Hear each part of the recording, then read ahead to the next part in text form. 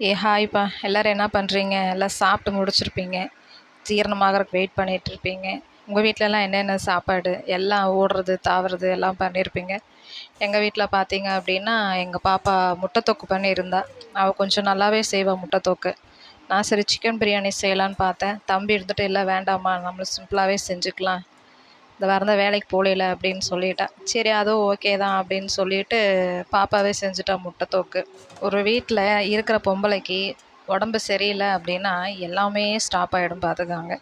அந்த மாதிரி தான் இதுவுமே. பசங்களும் புரிஞ்சு நடந்துக்குவாங்க. அந்த வகையில் நான் கொஞ்சம் கொடுத்து வச்சுருக்கேன்னு நினைக்கிறேன்.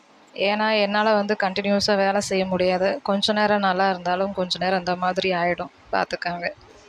பேஷண்ட் மாதிரி பார்க்க ஆரம்பிச்சிட்டாங்க. என்ன பண்ணுறது? எல்லோரும் வாங்க சாப்பிடலாம். உங்கள் வீட்டில் என்னென்ன ஸ்பெஷலோ கண்டிப்பாக சொல்லுங்கள். நீங்களும் சாப்பிட வாங்க. சரி ஓகேங்களா? எல்லாத்துக்கும் பாய்.